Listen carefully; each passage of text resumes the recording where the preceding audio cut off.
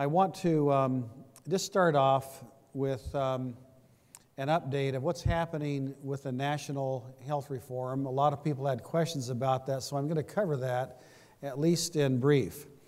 I want to remind us of some of the societal issues that affected the decision to have a wide sweeping reform bill.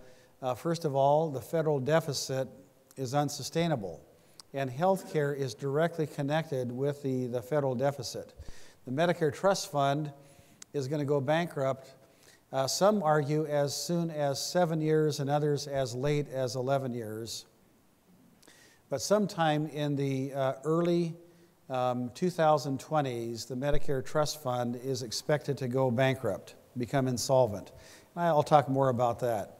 There's also a rising number of Medicare beneficiaries, and the health care has eclipsed the rest of the consumer price index historically every year, except recently.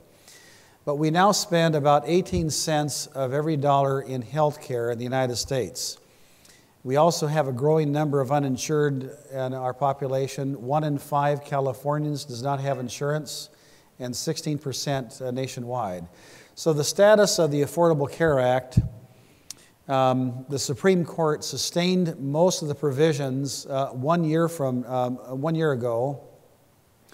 It judged that the individual mandate was constitutional.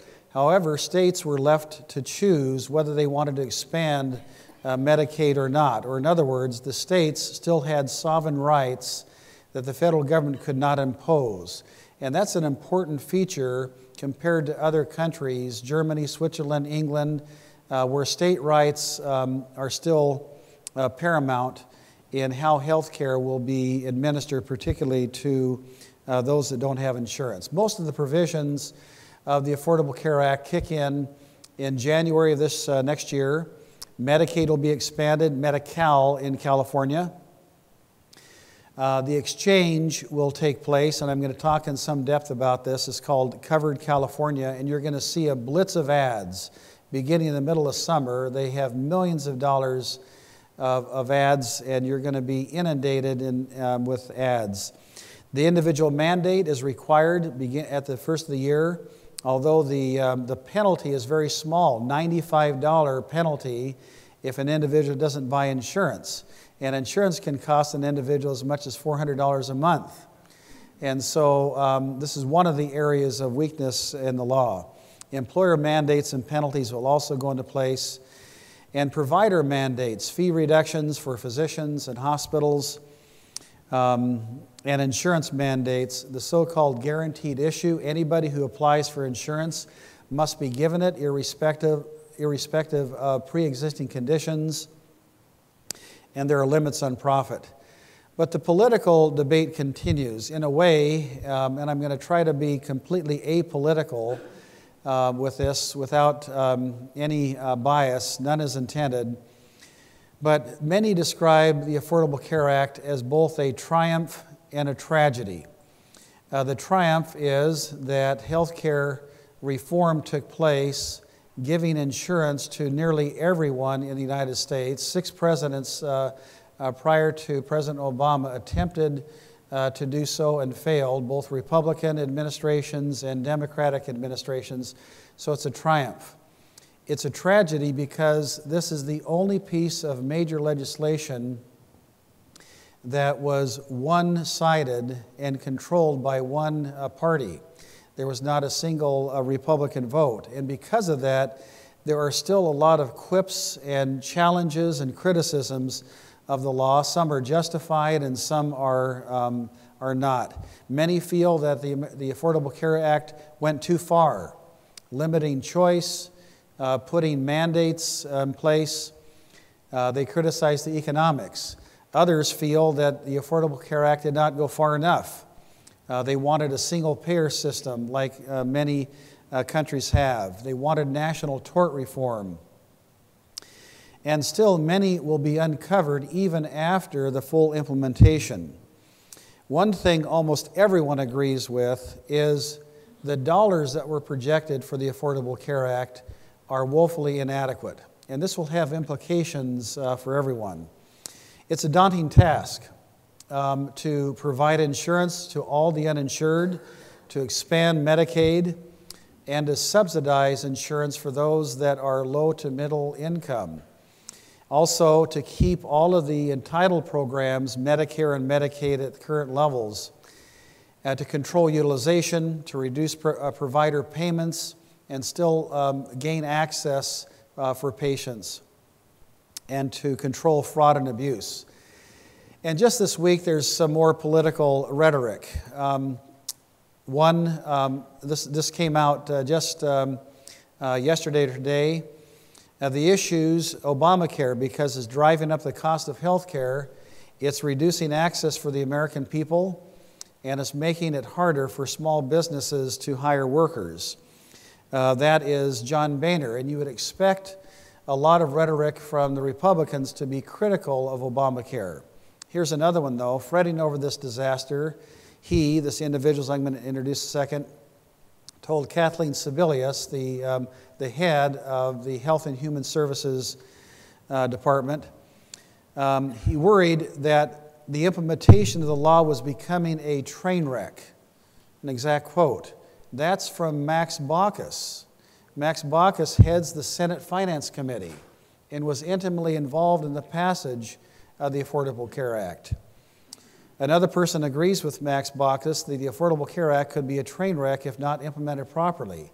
That's Harry Reid, the head of the Senate. And so there's criticism from both the Republican side and the Democratic side, and all of it focuses on unplanned or unanticipated costs and the political dynamite and challenge that creates, again, going back to the federal deficit. The United States spends currently 40 cents of every dollar. It borrows 40 cents of every dollar that it spends. And all economists agree, regardless of political persuasion, that this is unsustainable and cannot happen. And healthcare is a part of that. The United States spends, and this slide is dated by a year or so, but it spends about $7,500 per capita in healthcare expenditures compared to the other countries that you see here. And many people think that the amount of money that we spend is at every age level. It's actually not. We call this the hockey stick diagram. You can see at age 10, 20, 30, 40, the United States spends a very similar amount of money, a little bit more, a little bit less than other countries. But then at age 60, it all of a sudden spikes up. And many have said that the United States spends more money in health care than any other industrialized nation, but our outcomes, our life expectancy particularly, is not as great. They don't point out, though, that if you reach the age 65 in the United States, your life expectancy is longer than any other country. And that is because we invest a lot of money at this stage of life. You could argue this is a good thing, you could argue it's a bad thing, but it is costly, and something has to happen to rein in these costs in order to not have the burden on the federal deficit. We have another issue, and that is baby boomers are going to be graduating to the retirement ranks. And you can see from the population distribution here that those age 55 and over are going to continue to go up, and particularly in California. Right here in Ventura, Western Ventura County, those that reach age 65 will increase between now and 2017 by 20.1%. And what that means is at that age, those individuals qualify for Medicare on one hand, and therefore the cost of the program goes up, and at the same time, their taxes that they're spending because they're retiring goes down. And so this is really the reason that we have the problem. The trust fund is expected to become insolvent before 2024. And it's because of volume and also medical inflation. Those are the dual challenges. And of course, as I've already said, revenues are going to go down because of the baby boomers as costs go up. Here's a graph that shows this. The health insurance program, or in other words, Medicare, is going to go up. It has been almost self-funding in the 1990s and 2000s. It went up until about 2008. And then actually in 2003, the amount of money coming in equated the amount of money was going out. There were some interest payments, and now it's going to go down steeply. At one time, it was felt that it would be insolvent by 2017, and some things that we're implementing now, we hope that we can stretch it out to 2024. But that is just around the corner. Other factors affecting health care deal with what we call cost shifting. Those that have private insurance bear not only the cost of their own care, but they pay for a widening gap between what it actually costs to provide care for Medicare patients and Medicaid and what the government reimburses. Today, Medicaid, Medi-Cal, reimburses approximately 56% of the total cost, and Medicare pays approximately 87%. So private insurance is being charged what is called a hidden tax. And the effect of this on families, this is an average income family. In 2002, a family spent about 15% of its income in health care premiums. And then in 2006, 18%, 2011, 26%. If that stays at the same pace, that family would be paying 45% of its income. And of course, that is untenable. It's unsustainable. So something has to be done. Regardless of your point of view, it's an economic, it's really a demographic more than a political issue. Something has to be done to provide care more affordably, more efficiently, and we have to get smarter at this. There are consequences of the Affordable Care Act. Provider reimbursements will be going down. That's a given. Medicaid will expand to insure more.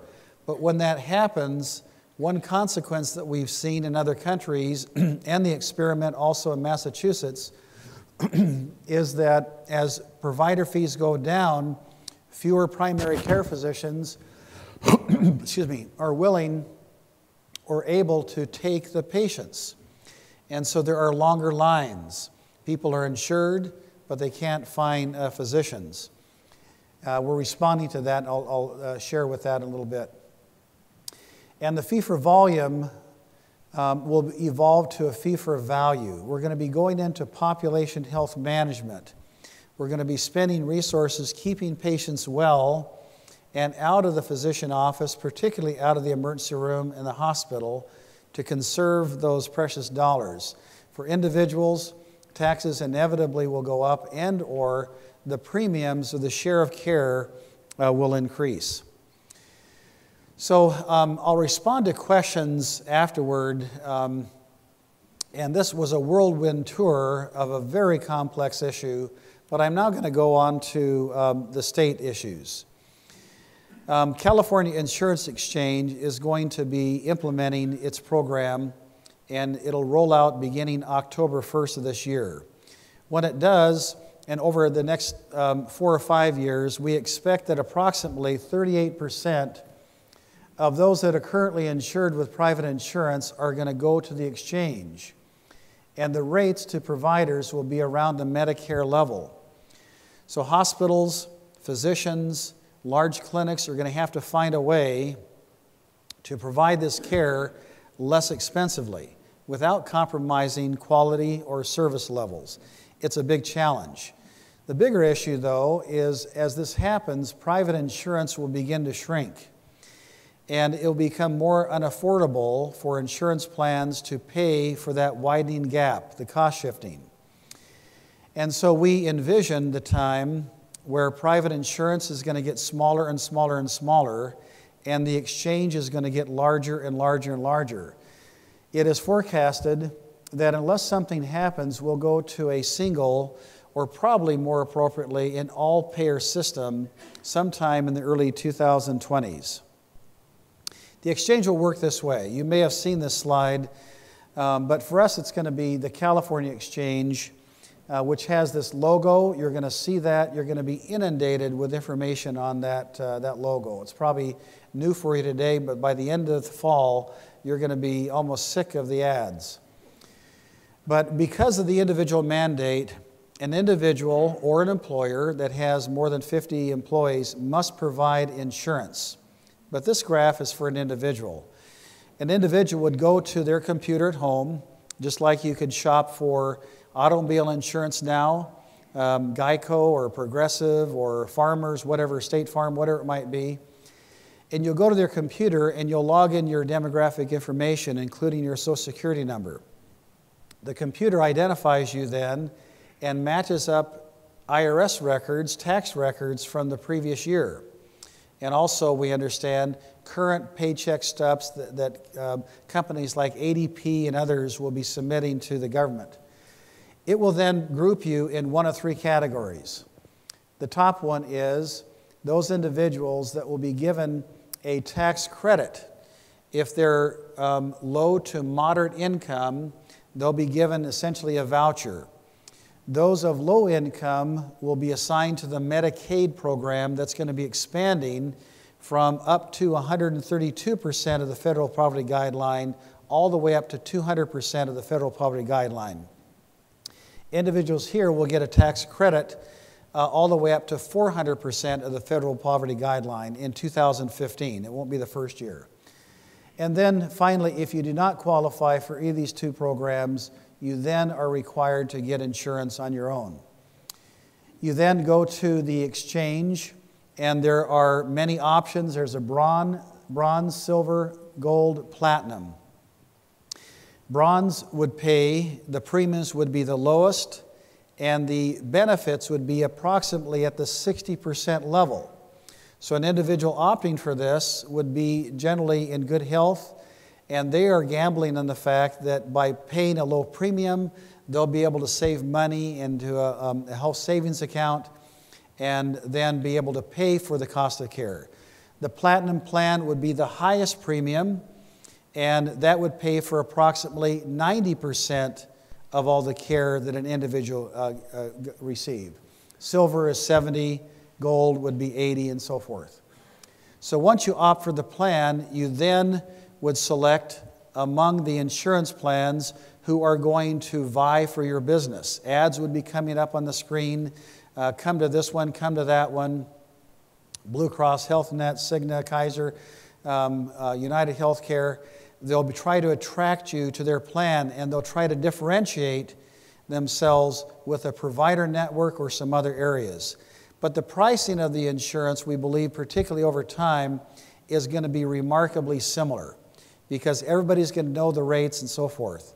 Once that happens, you select your preferred plan, and then you're issued a certificate of insurance.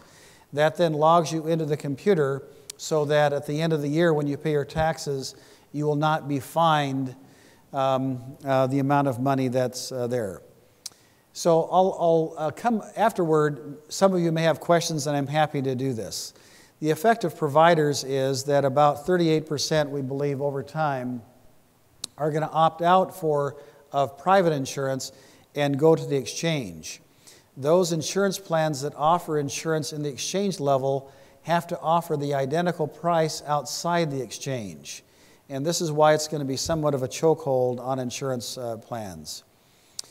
We're not crying on your shoulder here when I share this slide, but hospitals have approximately a 2% operating margin. That is, the amount of money they bring in is 2% greater than the total cost of providing the care. With the uninsured now being insured through Medicaid, hospitals are going to bump up because bad debt and charity care would be going down. But also what's going to happen is because of the aging factor, more and more people are going to go in the Medicare program, which pays less than the current insurance programs, and then the exchange is going to pay less. So it's going to drive the typical hospital that is earning 2% down to a new margin of 8.3%. Therefore, hospitals have to learn how to lower their costs without compromising anything in service and so forth. The effect of this is going to be that we anticipate, in a study done by Deloitte & Touche, that approximately 11% of hospitals in California are acutely vulnerable, or in other words, regardless of what happens, they're likely going to go out of business. And hopefully that's going to be in regions that can absorb that volume, but sadly some of these hospitals will be in rural areas. 43% of hospitals are vulnerable, but if they act and they make the appropriate moves of reducing costs of care and focus on quality, they'll be able to recover. 23% are not really vulnerable. They're in a position where while they're not ready, they're in markets where they might be a single hospital in a community and the hospital needs them. They're essential. And then 24% of hospitals are, according to this study, Deloitte & Touche, transformational leaders. We're all a little worried about this, of how it works, and we were told, to our surprise, that we are a transformational leader. And to be honest with you, we're challenged by all these things. We're doing well financially, we've got a good reputation, we have excellent medical staff, and maybe those things combined makes it so our community is going to be more fortunate. We're pleased about that. But I don't want to state anything but the honest truth. This is going to be a challenge for every hospital in the United States, every medical community, to go through this challenge of reducing costs while keeping our service levels high. I'm now going to transition just to our health system and just give the report of how we're doing. We served last year over 400,000 patient visits, probably unduplicated about half that number, and we're very pleased about that. In addition to the two hospitals, Ojai Valley Community Hospital and CMH, we have a variety of programs throughout Western Ventura County. Our Centers for Family Health see about 250,000 patient visits, over 110,000 urgent care visits last year. And so it's supplying a very important need. We also are fortunate to have two foundations, the Community Memorial Healthcare Foundation and the Ojai Valley Community Hospital Foundation. These foundations are helping to do fundraising, but more importantly, each of them now is focusing on community benefit. And soon we'll be doing some studies with focus groups to learn what we can do as a health system to partner with education, with the cities, with other not-for-profits to improve the health of our community. We have very gifted physicians, 530 on our medical staff right now. We have wonderful employees. I believe that we're the largest private employer in Ventura, possibly one of the largest in Ventura County. We have 400 volunteers, well over $1 million per year of service that they render. Katie is here. Katie Weldon is on our board, but also the head of the auxiliary, and we could not do what we do without them. We're striving for excellence. We have seen notable improvements in the last several years, but we're a regional leader in cardiac care. We have the lowest coronary artery bypass mortality rate, one of the lowest in the countries, a stellar area, the lowest in our communities in the Tri-Counties for sure. And Blue Cross and others have given us that distinction of being a cardiac center of choice. Orthopedics, we're the busiest orthopedics, over 1,000, I think 1,200 orthopedic procedures last year alone. Our cancer program is the only program accredited by the American College of Surgeons. And as I said last year, I wish, it's not possible, but I wish that the community could see the dedication of the medical staff in tumor board and so forth, where they share the most updated concepts. Each patient very privately receives a behind-the-scenes consultation of the best way to approach to attack this illness. And we also have support programs that I'll talk about if there's time. Our neurospine program, our stroke center of excellence was just approved without a single recommendation. I was so proud of this. They were just blown away with the quality of our program. We've recruited a very well-trained stroke neurologist to our community who will be arriving in September. Our maternal child health program, we have the leading birth center in the community. We're very proud of that. Our infant mortality rate is extremely low. We have a level 3 neonatal intensive care unit. Our emergency services, we're now over 40,000 visits per year. We have a STEMI receiving center, that is a heart attack center, and we really have focused on reducing the time it takes from the moment a patient arrives into the emergency department until they have their artery reopened to avoid a heart attack or damage to the heart attack. We're now at 96.2%, much better than the hospital average in the United States. But we're really striving to get for this. We've had many months where we've achieved that as 100%. And sometimes the only reason we slip down is sometimes the patient have 2 or 3 things going on at one time, but we're striving for that 100%.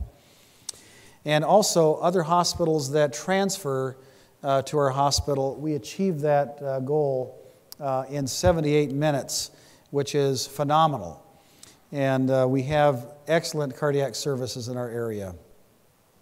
We've been working on trying to be very efficient in our emergency department, and we study this constantly. Where the door to physician time and the door to the room time has steadily gone down, and we keep it down. At Community Memorial Hospital, I think it's an average of just over 15 minutes. From the time you come to the door, you'll be in the bed, and by the time before you see the physician, you'll see the physician an average of 28 minutes. And that seems like a long time, but many hospitals, particularly in the Los Angeles area, it's 2 and 3 hours. And so this is a really good statistic. We have a 24-hour intensivist program. These are board-certified intensivists that do nothing but provide care within the critical care environment. And they have done a lot in the last couple of years to reduce infections and sepsis. Our ventilator-associated pneumonia rate is one of the lowest in the country. We've had only 1 in the last, I believe, 3 years. We're the leading surgical robotic program in the region. We've done 800 procedures. I think I saw Dr. Kodami here earlier, and he's one of the leaders here. We've done more than anybody in our entire region. Medical education. I mentioned before that we're going to have a physician shortage. It's estimated right now today that we have a shortage of about 60,000 physicians in the United States. Most of that is in the primary care areas. By 2020, it's going to go up to 125,000, a shortage. So we made the determination to start our own residency program. We had already had a residency program for OBGYN with UCLA, general surgery with Cottage Hospital, but we have launched will launch July 1st, an orthopedic training program, family medicine, internal medicine, and we'll probably also do general surgery and others in the future. I've mentioned the training programs, and we also have fourth-year students. We are going to have these residents come, and over the next 5 years, we'll probably have about 60 young, very, very bright residents from various schools, and they will see Ventura. They'll want to stay here, and then we'll pick the best and the brightest to stay in our community, staff our clinics, or they'll go to private offices. So we're very excited about this program. We have a palliative care program that is really second to none in our region. They have seen now, I think, over 1,300 patients, and it surrounds not only the patient but their family. And palliative care largely focuses on patients that have intractable pain and suffering. Some of them face terminal illness, but others are just in this pain, and this program supports them with everything from skilled physicians and nurses all the way through our chaplaincy program. Our spiritual care program, we have identified over 70 different faiths that we can respond to, and a partnership with the spiritual clergy community in our area. Our nursing staff is outstanding. We have partnerships with Ventura College and Cal State University Channel Islands. We just had 19 of our nurses go back to school and get their BSNs. That's a Bachelor of Science of Nursing, and we're very pleased about that. We focus a lot about our patients, and we've created tension in our organization. We have a collaborative with an organization known as the Institute of Healthcare Improvement. And we've decided to make this much more personal. Our numbers for patient falls and decubitus ulcers and mortality rate and so forth are lower than others, and we're very proud of that our quality measures are better than average in the United States. And that's good. But when we look at patient falls or other areas, we now name the individual, not by first name and last name, but we bring this to our quality committee as an individual, where there was a fall and we could have prevented it, or there was an infection and we could have prevented it. And by creating this internal tension, we want to drive out as much avoidable errors and problems and complications as we possibly can, and share that very openly with our board, in our website. We don't have that up and running yet, but we're working on how to do that.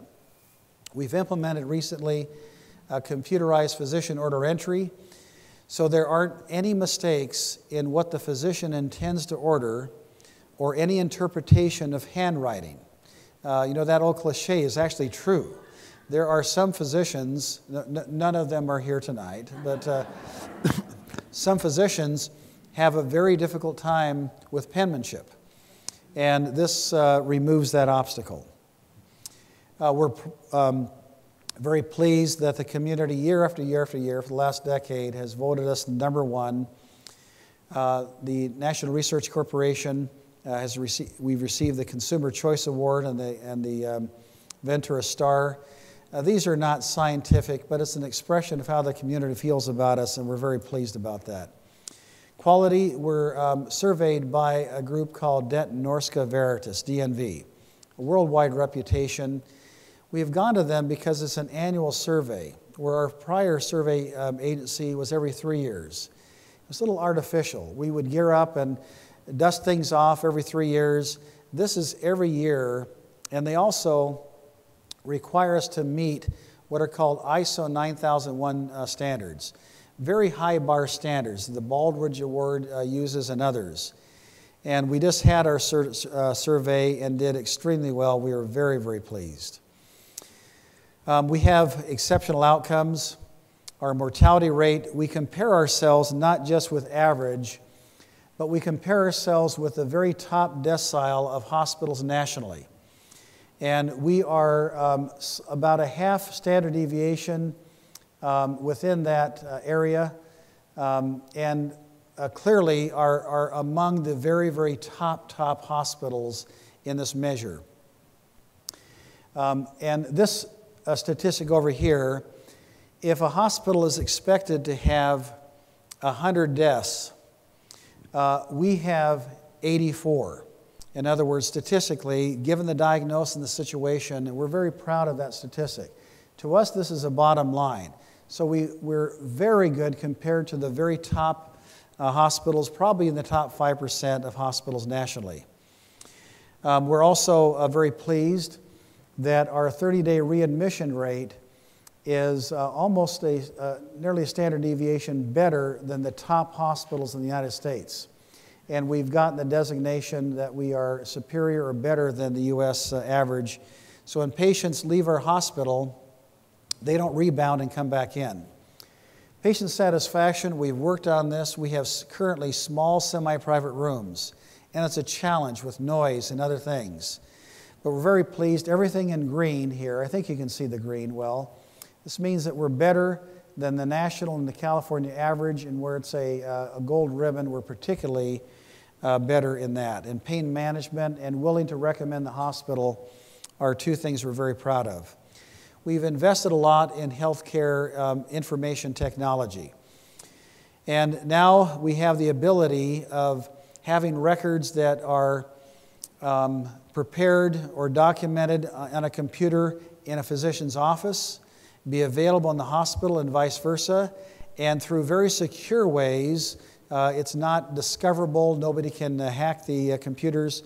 We can now provide instant information to within our health system and outside our health system as the need might be. Very sophisticated programs. What's more, as I talked about population health, we now have the ability to identify certain disease processes in patients and advise physicians and give them the information so they can be prompted to do things for patients to keep them well, out of the hospital, out of the doctor's office, particularly for diabetics, patients with congestive heart failure, and other chronic illnesses. So it's a very scientific approach to keep patients well. Community programs, we have, as I said, we have the Community Health Benefits Committee that's starting up in Ojai and also in Ventura. If you're interested in participating in this, we would love your participation. We're doing a lot of work to assist patients already in many areas: heart aware, stroke aware, diabetes aware, now a weight management program. We go out to businesses, we go out to senior centers, and it's a wonderful program. It's free of charge. We've identified a number of patients where we've been able to intervene and get them to the doctor to avoid more serious illness. Our Healthy Women's program is a marvelous community benefit. Free breast and cervical cancer treatment for those that don't have the ability to pay or don't have an insurance type to pay for the high cost of deductible. 166 women were treated last year with this program. Our Child Resource Center, we have childbirth classes and safety programs, sibling classes. It's a marvelous program, and I'm going through this quickly in the interest of time. Our Cancer Resource Center has free support groups for patients that are undergoing prostate cancer or breast cancer or other types of programs. We have an esthetician, spiritual care, and other programs to assist not only the patient but the families of patients going through this illness. A lot of public education monthly symposiums. I'm sure a lot of you have attended those. And our Centers of Family Health program not only sees 250,000 patients, but there are wellness programs and outreach programs to assist. Financially, the hospital is doing very well. We've got a very nice balance sheet. Assets of $710 million, net assets of $287 million. This last year we had revenues of $293 at CMH million, expenses of $263 million, an operating gain of $30 million, and investment income. We very prudently have invested our income. We have approximately $116 million of prudently invested cash for the future. Our days cash on hand have gone up. They're now a little over 160 days, so that we have prepared ourselves. We're having to build a hospital. That's an unfunded mandate, and but we're financially sound and secure for the future. We have approximately, of the patients we have, a little under half, maybe 48%, are Medicare. Medicaid or Medi-Cal is about 10%, and the rest is private insurance or self-pay or charity care. Our expenses, a little less than half goes to salaries and supplies, salaries and benefits, and about 19% to supplies, and the rest is other costs. Last year, we provided, and this is based on our cost, not on charges, a little over $1 million in charity care, but almost $14 million in subsidized care for patients that cannot afford. Our new building program, a lot of you have seen the building program. I'll just go through this quickly, this diagram. We have the hospitals now being built, and I'll show you some diagrams of that in a second.